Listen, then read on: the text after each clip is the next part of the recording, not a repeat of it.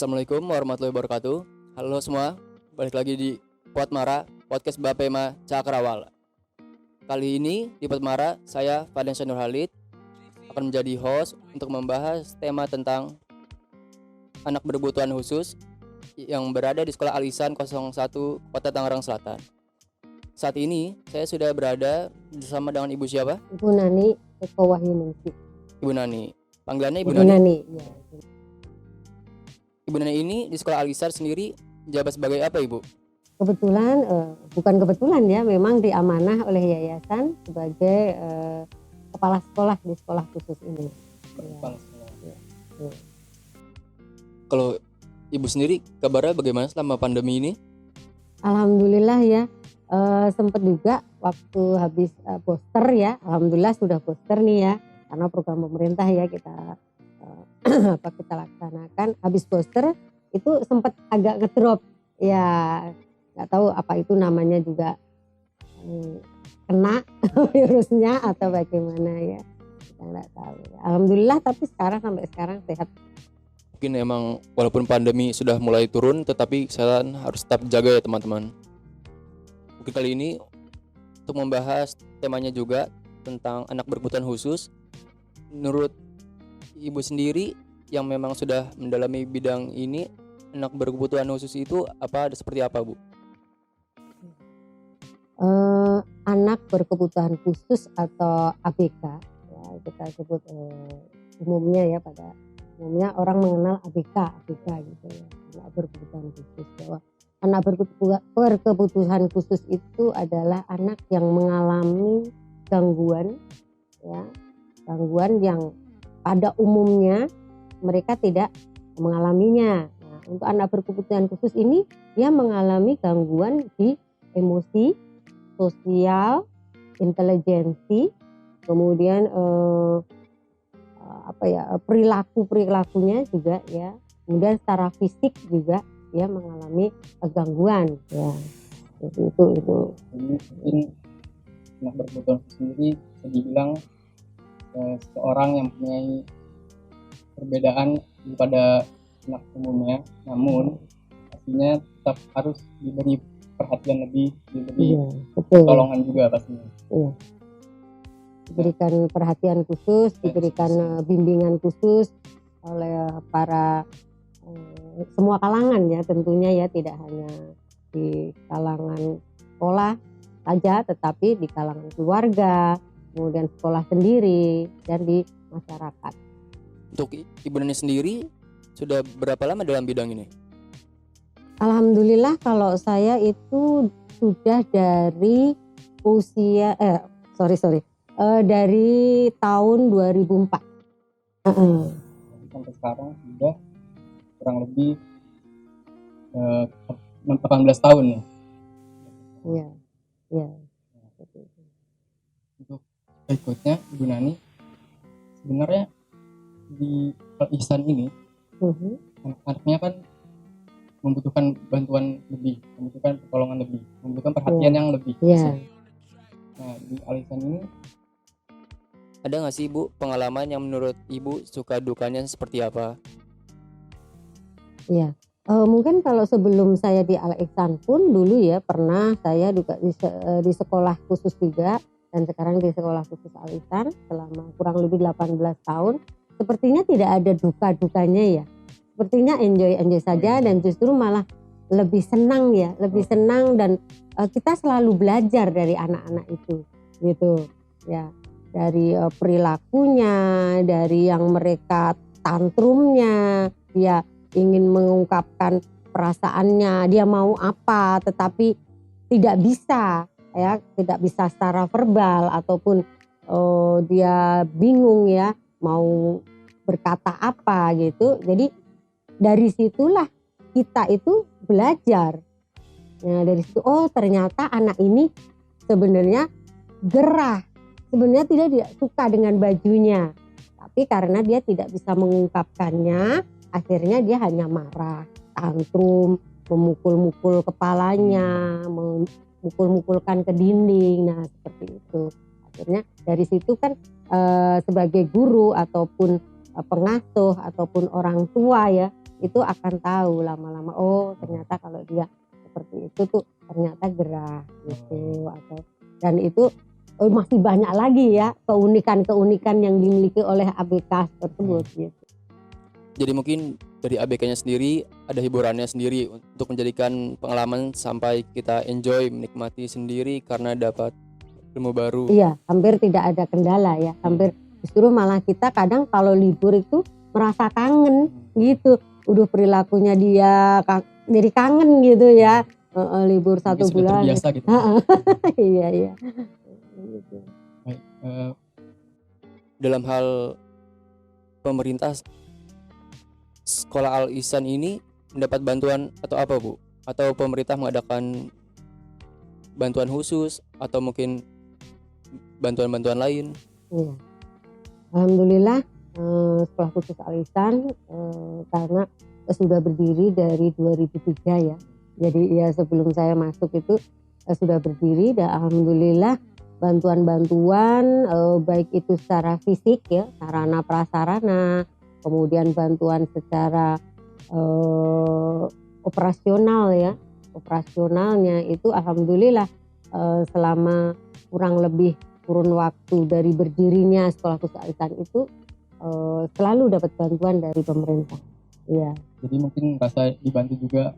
Alhamdulillah ya. Anak-anak pun juga mendapatkan standar yang layak. Betul. Mungkin selanjutnya untuk hal kurikulum.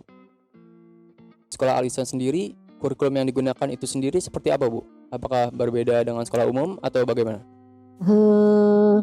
Sebenarnya perbedaannya tidak tidak berbeda sekali, tidak. Sebenarnya sama nih, misalnya di umum itu kurikulum 2013 ya, sama 13. kita juga K13, tetapi K13 khusus, ya K13 khusus. Jadi uniknya juga nih di ABK ini, di sekolah khusus ini, kurikulum itu mengikuti siswa. Kalau di umum kan siswa atau sekolah mengikuti kurikulum, tapi kalau di sini kita kurikulum mengikuti kita. Jadi misalnya di kurikulum misalnya berhitung 1 sampai 50, tapi karena anaknya tidak mampunya hanya 1 sampai 10 ya sudah. Gitu. Iya. Tapi tetap dengan matematika, dengan hitungan 1 sampai 10 gitu. Jadi perbedaannya, jadi mungkin saya berbicara di sini agak biar bisa diterima secara begini loh gitu, tidak secara teori ya gitu ya. Biar gampang diterima gitu ya. Sepertinya memang ABK ini anak khusus dan mendapatkan privilege bagaimana kurikulum yang mengikuti, karena umumnya mungkin anak sekolah umum justru yang harus mengikuti kurikulum itu sendiri. Untuk kegiatan Bu, kegiatannya kan tadi sudah dibilang kurikulumnya sedikit berbeda dari sekolah umum. Untuk kegiatannya anak-anak sendiri itu seperti apa? Kalau di sekolah khusus Al Ihsan khususnya dan umumnya di sekolah khusus atau SLB ya, kalau di Indonesia itu sebenarnya SLB. Kalau di sekolah khusus Al Ihsan sendiri itu kita menerapkan kurikulum selain K13 ya, tetapi kita juga memberikan pembelajaran vokasional Kak. Iya. Teman-teman yang belum tahu. Mungkin saya diawali dari dari dasar dulu nih, kelas TK, TKLB dulu ya. Dari TKLB dan SDLB itu untuk pembelajarannya itu hanya ada persentasinya. Misalnya untuk akademik nih, misalnya akademik kalau di sini bisa secara sederhananya yaitu calistung ya, baca, tulis, berhitung. Nah itu akademiknya. Itu anak TK ataupun SD dasar itu mendapatkan persentasi 70% karena kan memang mereka baru masuk, kemudian baca, tulis, berhitungnya yang kita kejar. Nah yang 30% itu kita arahkan untuk keterampilan dasar. Ya misalnya ya untuk toileting training. Nah itu kan kalau anak berkebutuhan khusus itu nggak bisa kayak anak umum kan. Harus diajarin lebih. Iya, masih ngompol, masih harus belajar lepas dari pampers. Nah, walaupun mereka sudah umur 7 tahun, 8 tahun, ya. Nah, itu bisa lagi juga kembali ke keluarganya karena pola asuh yang memang tidak bagus. Jadi ya dampaknya ke sekolah, gitu. Kemudian ke SMPLB. SMPLB ini prosentasenya 60-40. Apa itu? Sorry, 40-60. 40-60. Yang 40 itu akademik, ya masih mengejar ya akademiknya, ada matematika dasar. Nah, yang 60 ini keterampilannya. Nah, sebenarnya tidak terlepas itu antara akademik dan keterampilan itu. Karena apa? Kalau di sini itu misalnya matematika, berhitung, penjumlahan. Nah, atau misalnya belajar tentang ukuran berat, ya langsung kita praktekkan dengan timbangan gitu. Jadi kalau anak berkebutuhan khusus itu memang tidak bisa selalu teori ya Kak ya, harus nyata, konkret ya. Jadi belajar abstrak itu tidak bisa, ya harus konkret. Ya. Nah kemudian yang SMA LB itu mendapatkan pembelajaran akademik hanya 30%. Nah, kebanyakan di keterampilannya, keterampilan atau vokasionalnya. Nah, kebetulan di Sekolah Khusus Al Ihsan ini ada beberapa pembelajaran vokasionalnya. Contohnya membatik. Nih, kita ada ruang batik khusus. Kemudian ada tata boga. Kemudian ada perbengkelan. Nah, perbengkelan ini hanya sebatas cuci motor gitu loh. Steam motor ya. Ya, itu. Kemudian ada keterampilan prakarya. Ya. Dan satu lagi, jangan salah nih, ada ADL. Apa itu ADL? Nah, Activities Daily Living.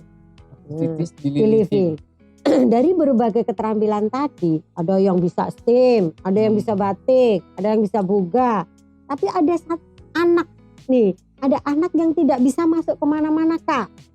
Iya, jadi akhirnya mereka diarahkan untuk ADL-nya itu tadi, aktivitas sehari-harinya, kayak mencuci piring, kayak ngepel, nyapu, bersih-bersih rumah. Nah itu, jadi life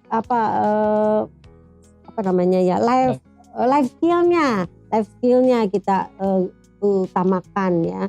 Jadi karena sudah dan itu juga berdasarkan asesmen. Ketika anak sudah mau masuk ke SMP, itu kita asesmen dulu kemampuannya di mana nih, vokasinya kemana nih gitu. Nah, ada yang alhamdulillah nih dia bisa gambar, akhirnya masuk ke batik. Dia kok suka yang masak-masakan, dia suka makan gitu ya. Kalau anak-anak berkebutuhan itu cenderungan makannya banyak kan. Iya, jadi arahkanlah ke makan. Kok ke makan? Arahkan ke ke tata boga. Iya, jadi dia masak sendiri, dimakan sendiri gitu ya. Dibuat sendiri makanannya, Bu. Iya, betul. Dan juga kan untuk anak-anak kita itu tidak bisa makan sembarangan Kak. Karena memang ada terutama nih anak-anak yang autis, terutama anak autis itu memang harus diet ya. Jadi tidak boleh makan kebanyakan. Kita aja kan kalau makan kebanyakan itu kan pasti ya kan error ya, begah atau karena anak-anak autis khususnya itu memang ada di pencernaannya itu sensitif ya. Jadi dia kebanyakan makan coklat, nah otomatis dia akan banyak tantrum, banyak nggak bisa diem, hiperaktifnya gitu, loncat-loncatnya seperti itu. Jadi memang diarahkan misalnya yang suka masak, arahkan ke tata boga seperti itu. Jadi mungkin keterampilan di sekolah Ihsan ini sangat bagus ya. Ya, alhamdulillah. Anak sendiri diberi keterampilan supaya bisa mungkin sudah lulus sekolah, mungkin bisa hidup di masyarakat, bisa lebih mandiri, mandiri. Mungkin keterampilan bisa menjadi keterampilan gitu. Betul. Iya. Lalu mungkin dalam hal lingkungan masyarakat Bu, di mana para ABK ini atau anak-anak yang berkebutuhan khusus sendiri mempunyai banyak stereotip negatif mungkin Bu, di mana mungkin orang-orang menganggap anak-anak ABK ini cenderung takut mungkin Bu. Mungkin ada yang takut dengan anak-anak berkebutuhan khusus karena mungkin terkadang tidak terkontrol tadi seperti yang Ibu bilang. Nah itu apa yang dilakukan oleh masyarakat atau mungkin orang tua itu sendiri dalam menanggulangi anak-anak yang seperti itu atau menyikapinya seperti apa? Ya, memang itu sudah hal yang bukan hal baru ya, mungkin sudah banyak sekali dan saya pun sebagai guru juga sudah pernah ngalamin, tidak hanya orang tua. Mungkin kalau orang tua menghadapi hal seperti itu misalnya dilecehkan di tempat umum ya, di mall atau di mana ketika itu dia tantrum di mall misalnya kayak gitu kan otomatis orang akan menengok ya, ada apa sih gitu. Ya jadi perhatian gitu ya. Tapi bagi orang tua yang sudah siap ya cuek aja, paling hanya memberikan kode ke orang yang melihat itu, maaf anak saya berkebutuhan khusus gitu aja, maaf gitu ya, karena kan kadang nyenggol di supermarket nyenggol terus pada ambruk misalnya kayak gitu. Nah itu pasti orang tua itu akan sabar ya, menahan diri untuk yang kalau mereka ikut marah atau ini kan justru malah tidak menyelesaikan masalah kan ya. Ya mungkin untuk masyarakat lingkungan itu akan mereka sebenarnya sudah pada cerdas ya masyarakat itu ya, karena apa, sekarang sudah banyak literasi informasi ya dari Google, dari apa toh itu. Nah mungkin kalau misalnya di mall dia lihat terus otomatis kan orang yang pandai, orang yang pintar apa sih, cari di Google, ternyata anak itu berkebutuhan khusus, dia autis, dia seperti itu. Pernah juga perlu edukasi juga sebenarnya, edukasi kepada masyarakat ya, khususnya yang memang kadang dia tahu, sebenarnya dia tahu tapi kadang sengaja. Ada nih ada pernah saya sedang ke Ragunan bawa anak-anak, justru malah seorang guru di sebuah SD umum melecehkan. Gurunya sendiri yang guru itu iya, kita sama-sama ya, ada sekolah lain kita bawa anak juga gitu, melecehkan. Saya hampir aja marah itu, mau saya samperin gitu ya, mau saya samperin, tapi astagfirullahaladzim, sudahlah saya gitu, nanti kalau mulai lagi bener-bener nih gitu ya. Ya itu, jadi edukasi ya, edukasi mungkin kita mengimbau juga kepada pemerintah mungkin lebih banyak untuk edukasi kepada masyarakat ya. Jadi mungkin ABK sendiri memang harus mudah dimengerti. Iya. Harus memberikan pemahaman yang lebih lanjut terhadap para ABK ini. Toh mereka lahir bukan dia yang minta dengan keadaan seperti itu kan dia tidak meminta ya, itu karena ya itu rahasia Allah, amanah dari Allah ya. Saya itu salut sekali dengan orang tua yang mempunyai anak berkebutuhan khusus gitu. Bullying mungkin ya. ABK tidak bisa dipungkiri Bu, mungkin ada aja orang-orang membuli yang memberikan kekerasan baik secara fisik ataupun mental. Mungkin Ibu, tanggapan Ibu sendiri tentang bullying itu seperti apa? Ya, ini memang juga hal yang bukan baru lagi ya, mungkin banyak sudah. Kalau bullying itu kan memang dari pemerintah pun sebenarnya sekarang sudah mencanangkan bahwa membuka sekolah-sekolah inklusi, termasuk juga perguruan tinggi yang sudah menerima anak berkebutuhan khusus ya, baik secara berkebutuhan khusus secara fisik maupun mental ya kan, maupun kalau secara fisik kan ya tunanetra, kemudian tunarungu, kemudian tunadaksa, dan tanpa kekurangan tanpa hambatan intelektual. Nah itu yang sekarang diterima di beberapa perguruan tinggi ya mungkin ya. Nah, kemudian menyikapi adanya bullying itu, mungkin itu ya benar harus adanya edukasi ataupun dari kemungkinan dari pihak perguruan tinggi ataupun sekolah-sekolah reguler itu belum adanya kesiapan. Misalnya kalau anak tunanetra itu harus ada jalan khusus, kan kakak tahu tuh ya, Fasilitas ada fasilitas sarana prasarananya harus siap. Kemudian untuk anak tunarungu dia harus ada istilahnya yang penunjuk jalan atau apa ya, misalnya laborat kemana, terus ruang administrasi kemana arahnya. Nah mungkin itu ya.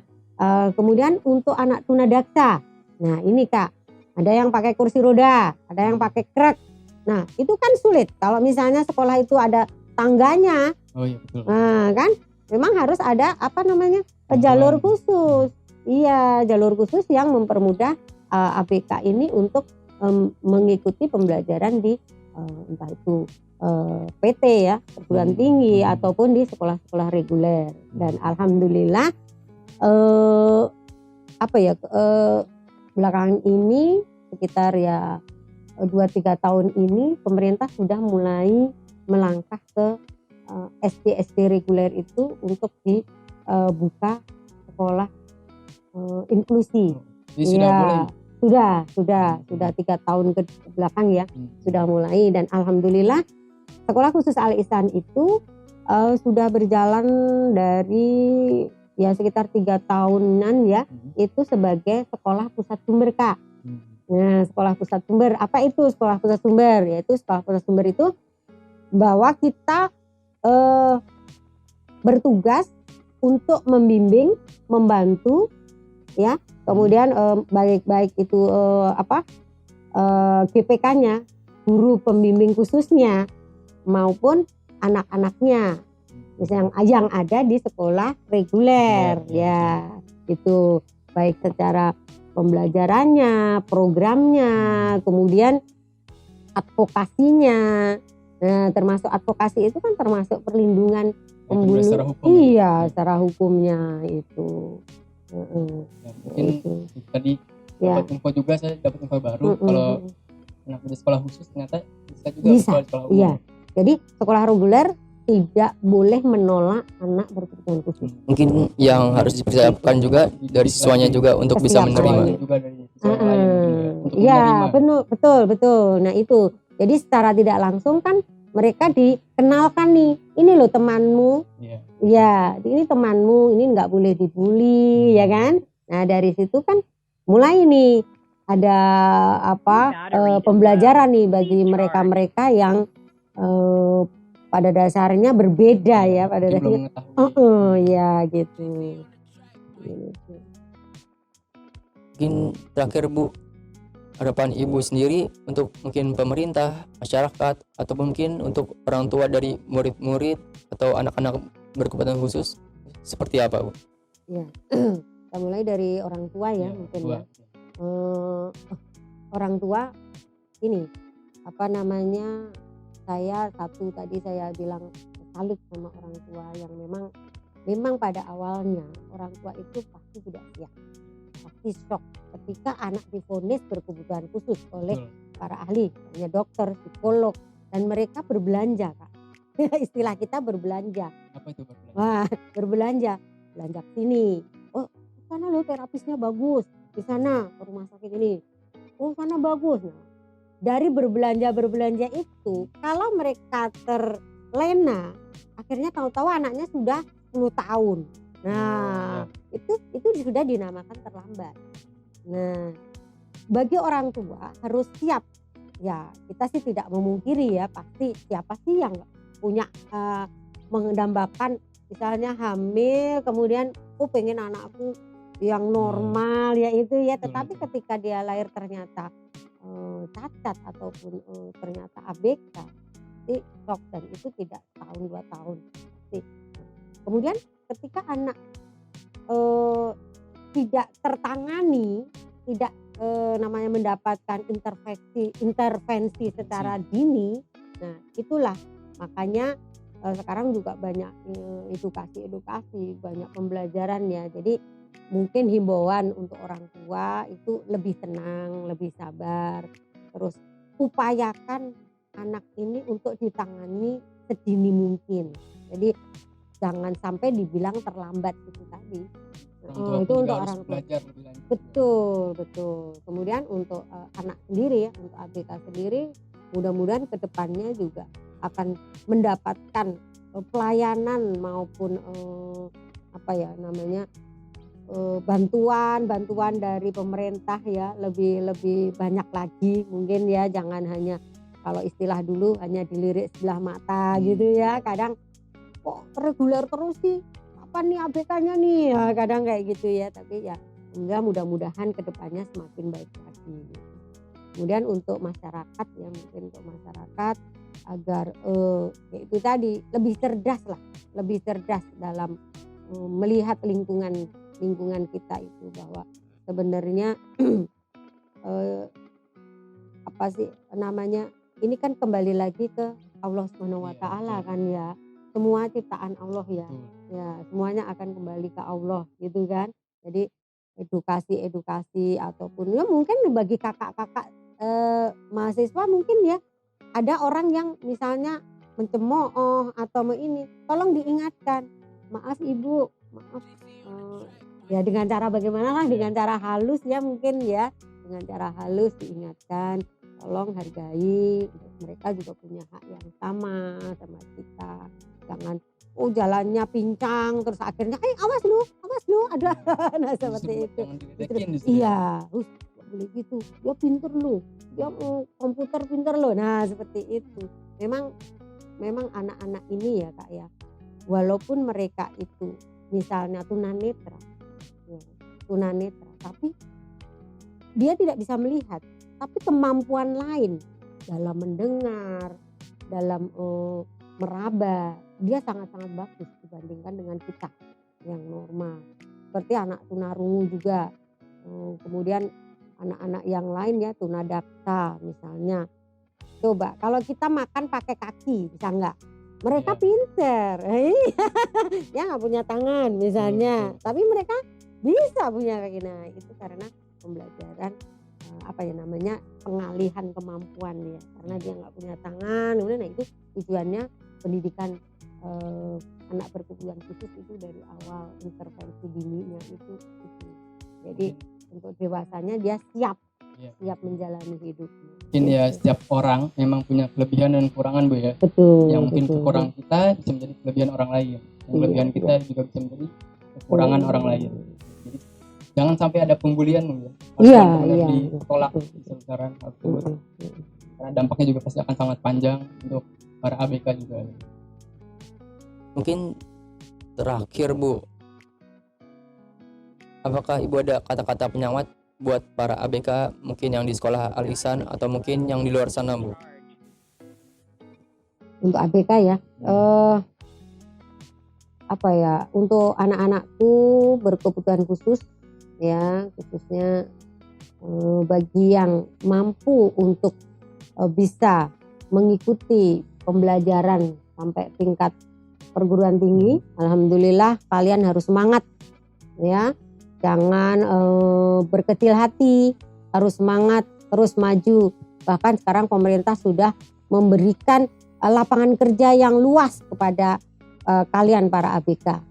Ya. Kemudian bagi adik-adik yang memang tidak mampu untuk ke arah sekolah yang lebih tinggi, kalian juga tidak boleh berkecil hati. Karena apapun kemampuan yang kalian miliki itu adalah penghargaan hidup kalian gitu. Iya. Ya, terima kasih. Cukup sekian dari kami, dari Potmara sendiri, mengucapkan terima kasih atas perhatiannya. Mungkin kurang lebihnya mohon maaf. Terima kasih Bu. Ya, sama-sama Kak. Waktunya. Mungkin cukup sekian. Wassalamualaikum warahmatullahi wabarakatuh. Waalaikumsalam warahmatullahi wabarakatuh.